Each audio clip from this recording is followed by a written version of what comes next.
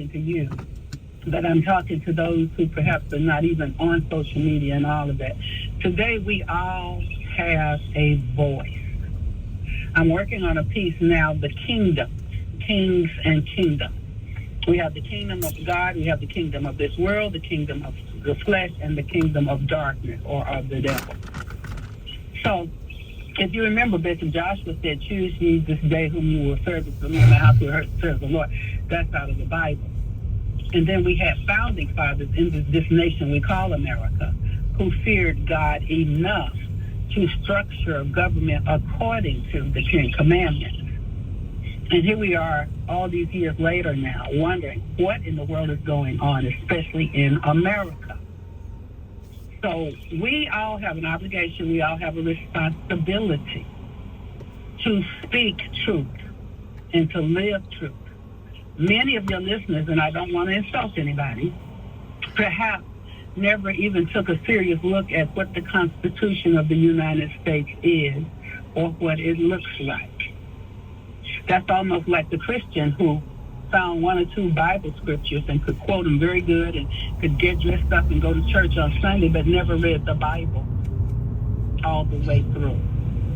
So we have to first become informed, educated, and activated to the Constitution of the United States of America, to the opportunities and freedom that God has given us.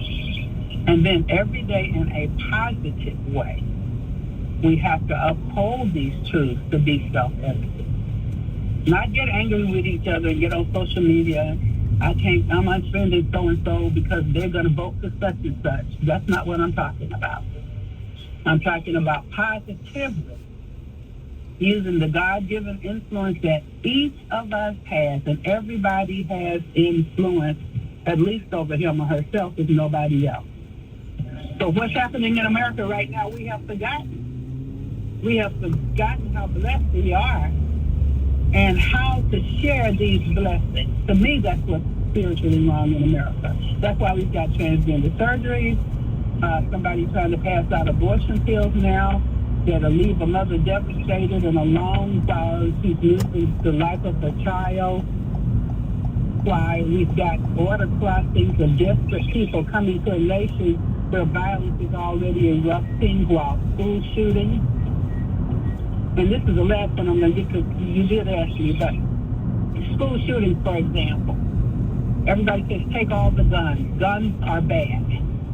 So all the nice people give up their guns. There's no security in the school, at least with a billy club or a taser or something, if not a gun. So bad people come in and shoot everybody.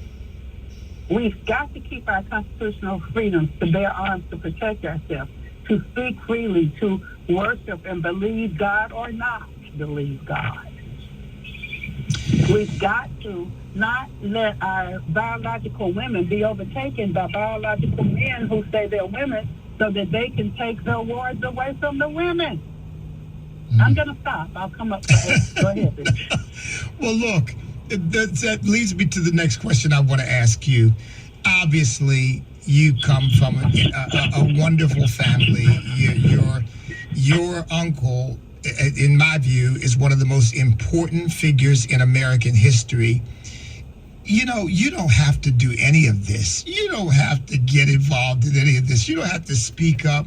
You could be, writing nice little books about the Bible and not making any waves, not challenging anybody. I'm sure you've caught your share of flack for doing so. Why do you do it, and why encourage others to do it who may often think, who needs all the trouble that comes with standing up for truth? And we don't need it. You go through the same thing, and perhaps 98% of your listeners do too. And we know how difficult it is and how hard it is. However, really the Bible says, pass it on from generation to generation. I'll say decade to decade. And on every platform, every day. It feels like an obligation to me. It feels like a responsibility, but not a heavy burden. Because I know so many people like you, for example, overstand. And I know so many people that are doing and standing. So I do not feel alone. I know I have God on my side, and I know I have many who, there are many more than we know. And so I was born into the King family legacy. That's a little dog barking, I apologize. And so with the King family legacy, we are born to serve God, to serve humanity, to serve others, to love, to forgive. That's part of my heritage and part of my legacy, which I embrace. I do not turn my back on it, and I'm very, very glad for it as the daughter of A.D. and Naomi King, the granddaughter of Daddy King and Mama King, the niece of Martin Luther King Jr., his wife, Coretta, was just honored recently. And people say, well, what do you do when your family thinks differently about politics than you do? I pray and I stand, Bishop. I just pray and I stand, and I love. Well, look, we are holding an awards dinner. We want to honor you with the George Washington Award for taking a stand. And the other thing that really jumps out at me about you is the principal stand you've taken for the lives of unborn children. This is a particularly acute problem in the Black community, and yet it's the only problem where there's a disparate impact that doesn't seem to be treated like any kind of discrimination or anything. That's the one place it's okay for more Black babies to be aborted than others in the country. Speak to the future of the pro-life movement, because some people thought when Roe v. Wade was overturned, it's over, it's done. But the fight is not done, is it? Well, we know from the beginning of time when Adam and Eve stepped out of eternity in that garden and were cast out into time as we know it 24/7. Abortion has been in the earth, and it took in our Baal worship, idol worship, Shema, all of that. So we know that abortion appears in every generation, every decade, and on many platforms all the time. So it's my responsibility to keep proclaiming truth. Roe v. Wade sent the decision in America. Alveda, listen, we are out of time. Thank you so much.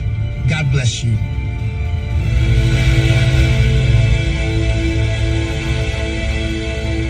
It's my turn. Here is your host for My Turn, Don Wildman. It was all caused by a common house cat, investigators said. It's kind of hard to believe, but they've pieced together the events, and this evidently is what's happened. Now listen to this. The house cat knocked a vase off of a shelf in the utility room. The vase fell onto a valve on a gas line. The impact opened the gas valve, letting the room fill with gas. Gas from the leak soon reached the water heater pilot light and ignited. The result? An explosion, which moved two walls in a house, broke windows, and started a small fire. The damage will come to about $3,000, said the news account. But luckily for Air Force Major James Miller and his family at Vandenberg Air Force Base in California, no one was hurt. One never knows how far one little deed will affect his life. Things which we count so small, so insignificant, so petty, end up dominating us. They all begin innocently enough. They're such little deeds that we hardly take them seriously. After all, what harm can such little deeds do? Most of our major accomplishments in life start off as little things. Then they begin to grow, take on size and importance. A person on the moon didn't start out as a big project. It started out as a little thought in the minds of people. And if you had spoken of it seriously, you most certainly would have been the talk of the town, and they would have been laughing at you. The airline industry, for instance, didn't start out the monstrosity that it is now. It started out as a thought in the minds of a few people centuries ago. And others considered those who had such thoughts a little touched in the head. On the other hand, most of our catastrophes didn't begin as such either. Hitler had no dreams of murdering 6 million Jews as an 11-year-old. The idea started slowly, but it grew too fast. Nero didn't set out to be a ruler mad with insanity and jealousy, but that's the way he ended up, fiddling as Rome burned. We don't take the little petty things too seriously. After all, they are so small, what can they hurt? Who will miss the quarter from the cash register? Surely not the company as large as it is. And soon it's $1 the company won't miss, and soon it's $5, which the company owes me. And it ends up in what the law calls embezzlement. We fully intended to pay it back. One social drink doesn't do any harm. It only loosens us up so we can enjoy the party. And the second helps a little more. And then another. And before long, all we want to do is to be the life of the party, even when there isn't a party. No person anywhere leaves that which he knows is the highest and best with one great leaping jump. Every person who betrays his Creator and himself and others does so with little things, slowly, little by little. Our lives are shaped basically by the sum total of the little things. While it may be the big things which impress us, it is the little things which influence us. This has been My Turn with Don Wildman, a production of the American Family Association. The Awakening. The Awakening. Download and listen at your leisure with the podcast page at afr.net. Now, back to our host, Bishop E.W. Jackson. Well, first of all, I need to apologize to my guest because I got so interested in what she was saying. She is really a fascinating woman. I got so interested in what she was saying. I lost track of my time clock and asked her another question just as we were about to go into a break. But if you want to follow Alveda King, go to alvedaking.com. That's ALVEDAKING.com, alvedaking.com. That is her website. We can learn more about her, invite her to speak, that kind of thing. We are honoring her with the George Washington Award for taking a stand at our dinner on May the 16th at Tyson's Corner Marriott in Tyson's Corner. I hope that all of you are coming, even though we couldn't fit all of you in, but still, I hope that all of you are coming. For those of you who want to go, remember we're honoring Alan West, an American hero, a true American hero who showed courage on the battlefield and then showed courage in the battlefield of politics as well. We're honoring Michelle Bachmann, another courageous leader, and we're honoring Andrew Womack, who has taken a tremendous stand for the issues of the day. In fact, even though he wasn't at that meeting yesterday, a lot of the people who were there said how much he has been a blessing to them, giving them an opportunity to be heard and to be seen and to get their ministries out there. Because Andrew Womack Ministries also supports many ministries around the country. But at any rate, we're honoring all of these folks. And we're hoping that you will come. And there are complimentary tickets still available. We don't have as many as we had, but we do have complimentary tickets available. The tickets are $150, folks, so this is a significant value. But because of the generous donations of our friends and supporters and contributors, we've got a significant number of complimentary tickets available. And of course, one of those very significant supporters is American Family Radio and Tim Wildman, who has supported this now for several years. And we're so grateful to him and to AFR. And we want to especially, by the way, make those complimentary tickets available to our AFR listeners. So in order to get a complimentary ticket or complimentary tickets, we're limiting it to 2 per person. If you've got a family, let us know that, and we'll see if we can accommodate you. It's not as easy as it was the first time I announced this because the tickets are, of course, running out. But email us at awardsdinner@standinc.net. awardsdinner@standinc, STANDINC.net, and claim your tickets. Now, we only ask, again, you've heard me say this, that if you take the tickets and then you can't make it, please let us know, because we ended up paying for a bunch of dinners last year for people who didn't show up. And it's really not fair to our donors to take their money and pay for things that we don't really need because people failed to let us know that they weren't coming. Because if they'd let us know they weren't coming, we would just cancel those dinners, no problem. But they didn't, and so the dinners were already ordered and they had to be paid for.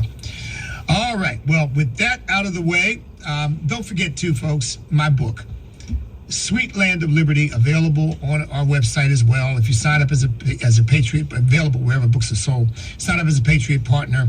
I'll send it to you for free, a signed, free, and numbered copy of my book. I'm a little bit behind on signing these. I got a bunch of them to sign because this dinner and other things have been taking up quite a bit of my time. But believe me, you are going to get your book. If you've already signed up, you are going to get your book, and it will be numbered. And by the way, we're keeping track of when they come in, so they're being signed in order, okay?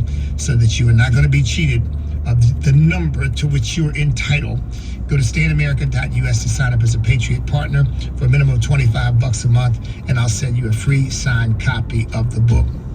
Folks, if you don't know anything about Stan other than maybe hearing me talk about it, you've never really gone to the website and so forth, I would just encourage you to come to the dinner because you're going to learn a lot. If you come, you'll find out a lot more than I'm able to talk about here on the air, okay? Because that's not what I'm on the air to do. But I would encourage you to do that. In the meantime, check out the website, stayinamerica.us, and just peruse it and go through it and see what you see and see what you like.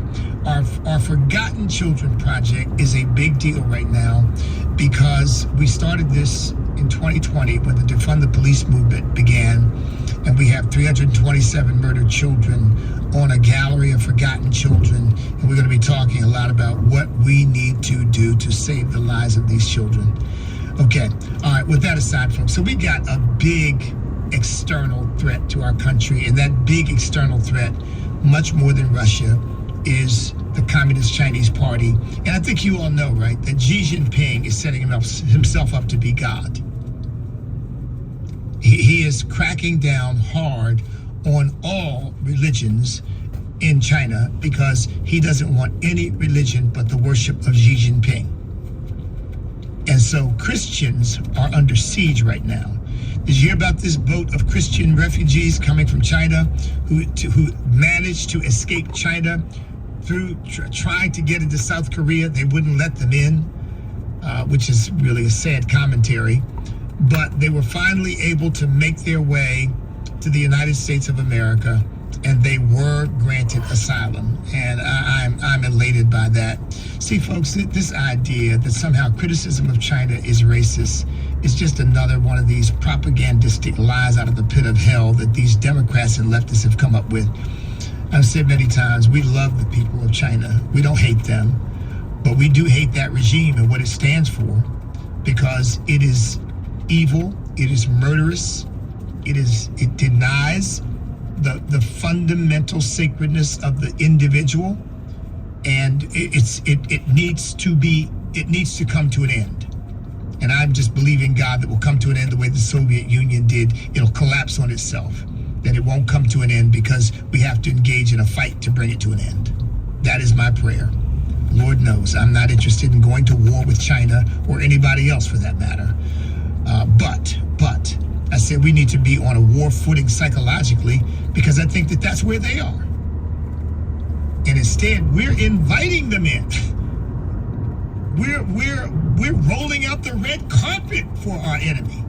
So yeah, come on in and do espionage here and steal our secrets and buy our property and buy our farmland and indoctrinate our young people and take over our colleges, and we'll applaud you for it. Or at least the Biden family certainly will, because they've been paid quite handsomely to do so. So it's really tragic, folks. Really tragic. The number is 888-589-8840. I'm not going to be able to get any calls in this segment, but I will start to take some calls in the very next segment about anything that you want to talk about. I've only hit one topic today, and that is China, because it's very much on my mind. When I hear a serviceman pushing TikTok with the authorization of his command, I'm saying, what in the world is going on here? I mean, the military of all places ought to be saying, no, you're not going to promote TikTok. We could end up fighting China. What, are you kidding me? And we ought to demote you for being stupid enough to ask. But oh, no. Oh, sure, great idea. Get to it. It may be because they think this will help them with recruitment. What will help them with recruitment is to stop trying to indoctrinate our troops to think a certain way with all of this equity, diversity, equity, and inclusion, this DEI nonsense, and all the transgender, gender bending nonsense. Did you see, folks, that the Navy, the United States Navy is using a drag queen to do a recruitment ad? I mean, folks, again, it's one of those times when I say things, I hear myself say it, and I want to say, you're making that up. That can't possibly be true. That doesn't make any sense. They're using drag queens to try to recruit to the Navy. Folks, believe me, I wish I were making it up. We'll be back in a moment to take your calls.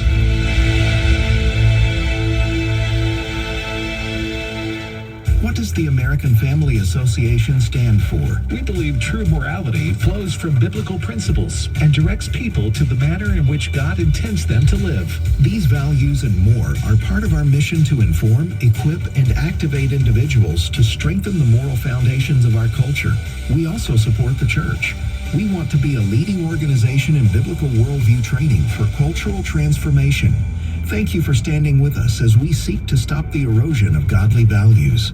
Friendships is offering an exciting opportunity for young adults who want to grow in their walk with God, become physically fit, and learn relief ministry while serving in the Middle East. This is an amazing opportunity to serve God and experience Israel. Check out Seahawks one-year scholarship program at friendships.org or call 337-433-5022. That's 337-433-5022. The next session begins August 19th. Here's Ellis Craft of Reach a Village Ministries. Children under the age of 15 make up about 1/4 of the world's population. That represents 2 billion children. More than half of the children we encounter at Reach a Village Ministries live in rural farming villages. Their life is difficult, and the chances of them hearing the gospel are almost zero. Christian workers trained and equipped to reach these villages can take the good news of Jesus right into their homes. If you give today, a generous donor is willing to match your gift dollar for dollar. That means that you can help reach twice as many children in these difficult to reach places. Go to reachavillage.org/AFR or call 833-773-2247 or 833-7-REACH-7.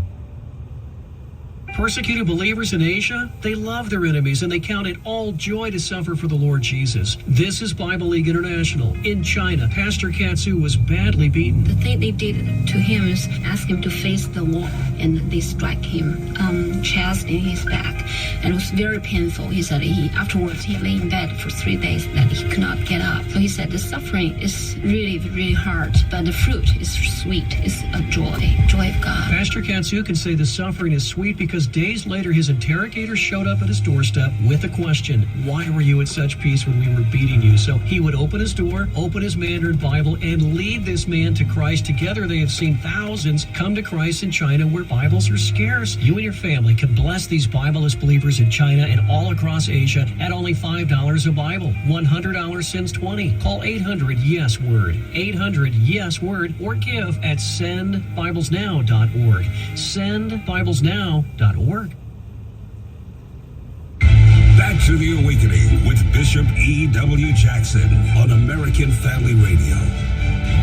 I'm sure you all heard about this restaurant bar that plays the national anthem at 12 noon, the Rainbow Oaks restaurant just outside of San Diego. They play the national anthem at 12 noon every day, and it gets broadcast or posted and you got a bunch of people on TikTok, basically, saying how dangerous that is. One person saying it was the most dangerous moment I've ever had in my life, because to be among a bunch of people who were standing up for the national anthem somehow is dangerous. Well, of course, because it's hateful, it's racist, it's white supremacist. Here's my bottom line thought on that. Folks, you realize the communist Chinese are watching this stuff and just licking their chops. Because they're saying, hey, even Americans hate their own country. Even Americans don't like America. I tell you, it's a shame, but they better watch themselves in evaluating that, because there's a whole lot of Americans who love our country, and we're not kowtowing to any communist Chinese or any other kind of communist. 888-589-8840 is the number. Let's go to Jean in Texas. Jean, welcome. Hey, Bishop. I want to speak right quick about the sexual abuse going on in the Southern Baptist Convention. I am an evangelical Christian. I have been since I was 8 years old. I grew up in the Southern Baptist Church. I love the Southern Baptist Church, but I'm appalled at what has happened. It is up to us, who are Southern Baptist evangelical Christians, to deal with this matter and get it out of our church. And America is going to keep suffering when we will not stand up for our children and honor God. And I just want you to know I feel very strongly about this. Thank you. Well, thank you for calling, Jean. And you should. Unfortunately, folks, and this is public knowledge, the Southern Baptist Church, some of their leaders now, not because I know some wonderful Southern Baptist people, but you're right, they're going to have to stand up, because some of their leaders have decided to basically go with the wokeness, to embrace CRT. Oh, we're going to use it as a tool, because, you know, there's certainly good things about it, and to embrace all of this seeker-friendly, bring in the homosexuals, bring in the transgenders, bring in the drag queens. And, you know, there was a fight when Jerry Falwell and a bunch of other evangelical patriots stood up and purged the Southern Baptists of all these leftists, and they're back again. And they may end up having to have another showdown in order to get rid of this stuff, because I still think the majority of Southern Baptists are not for it. Thank you for the call, Gene. Let's go to Mary in Texas. Mary, welcome. Thank you for taking my call today. I have a lot of respect for Alveda King. She reminds me of the scripture in the New Testament where it says that younger women teach their younger women. And I'm glad that she stands, and she's an outspoken person. Her words are like gold. And I respect that Alan West. I sat and listened to the interview he had when he was running for governor. I told my family I'm supporting West, and they said we're going to go along and be on the safe side and elect Abbott. And 1,000 times over, I really do. Alan West would have done our state a whole lot better. And I want you to know, for the last 3 Sundays, my pastor said he was going to be teaching on holiness, and where he started was in the beginning, male and female. And he's been preaching the last 3 Sundays against this transgender movement. And I said, I don't call them transgender, they're fake gender. There's no way a man will ever be a woman or a woman ever be a man. Thank you for the call, Mary. I had a friend of mine who I met at this summit yesterday say the same thing. We got to stop using their vocabulary, because you speak the way they speak. What they're actually doing is controlling the way you think. So you are absolutely right. I've gone to call them, they're just gender confused people. Thank you for the call, Mary. And Dr. Alveda King, to my knowledge, folks, does not have a single political ally in her family, and yet she stands up. And God bless her for that. All right, let's go to Doyle in Indiana. Doyle, welcome. My pleasure, Bishop. God bless you. I'm calling about something I had just discovered, because obviously when you see how crazy things are, you got to follow the money. And when I found out that Larry Fink, the CEO of BlackRock, and Michael Bloomberg, they control 80% of the world's economy, of the entire world. Fink has over 10 trillion himself. And they created they're both lefties. They created the ESG, environmental social score. That's why you see all these companies doing these weird things, because if they don't have a good ESG score, they defund them with their stocks. They control the stock market. So I think people, if you got money in BlackRock, you need to Google it and see, like they have with handle Vanguard. So to think two people control 80% of the world's economy, that's a statement there. Hey, Doyle, Doyle, thank you for the call. I think I see what you're getting at. Of course, they don't own 80% of the world's assets, but it's just like Fauci. Fauci was basically single-handedly controlling the entire medical industry because he had control over so much of the money and to whom it flowed, that he could basically speak, and it was like, God speaking from Mount Sinai for some people, because he was able to tell them, well, if you don't go along, you're not getting that grant. And so I see what you're getting at in terms of the amount of influence that they may be wielding. Thank you for the call, Doyle. Let's go to Ann in Mississippi. Ann, welcome. Yes, I appreciate your program and enjoy listening to it, but you had mentioned earlier about why and these people in our government, the officials, are allowing things like this to go on with China.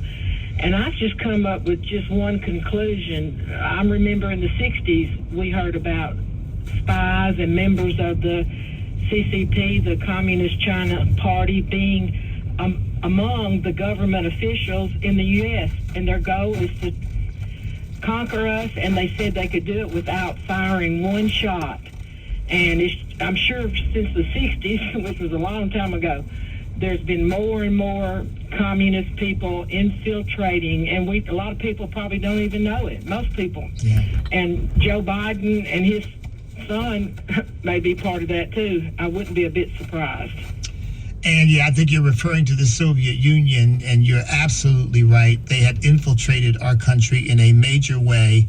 And frankly, it started with Roosevelt, who had this romanticized view of Stalin. And he didn't understand that Stalin was one of the most dangerous figures to ever arise on the scene. And he just acted like, he had a nickname for Uncle Joe. Yeah, Uncle Joe. And this guy